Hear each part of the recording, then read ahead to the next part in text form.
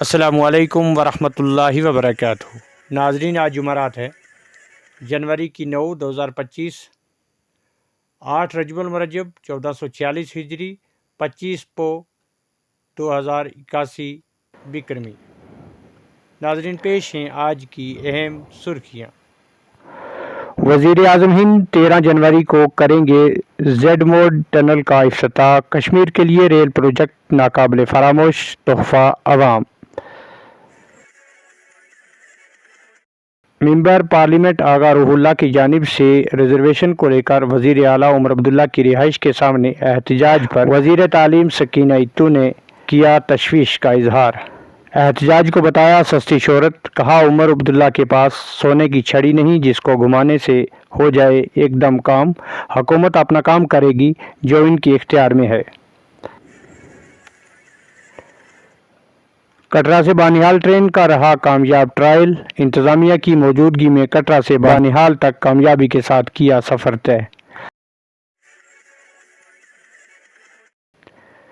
مینڈر میں سڑک حادثہ، 2 جونیئر انجینئر سمیت 3 افراد زخمی، علاج و معالجہ کے لیے مینڈر ہسپتال منتقل، علاج و معالجہ جاری۔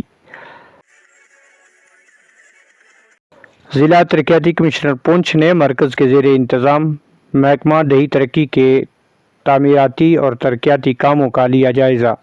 محکمہ دیہی ترقی کے آفیسران کے ساتھ میٹنگ۔ ایم جی نریگا کے تحت ترقیاتی کاموں کے پلان مرتب کرنے، آواس یوجنا کی فہرستوں کو تیار کرنے کی دی گئی ہدایات۔ ضلع ترقیاتی کمشنر پونچھ نے کیا سرحدی علاقوں کا تفصیلی دورہ، متعدد ترقیاتی کاموں پر ہو رہے کام کا لیا جائزہ۔ جلاس اور کنوئیاں کے اسکولوں کا بھی کیا دورہ، تعلیمی نظام کی بہتری اور سہولیات کا کیا معائنہ۔ جموں سری نگر شاہراہ دونوں طرف سے کھلی، دونوں جانب سے گاڑیوں کو چلنے کی اجازت، قوانین کی پاسداری کرنے کی ڈرائیوروں سے کی مانگ۔ ضلع پونچھ کے لورن سیاحتی مقام سلطان پتھری میں سیاحوں کی بڑی تعداد میں آمد، برف سے لطف اندوز ہوتے نظر آئے سیلانی۔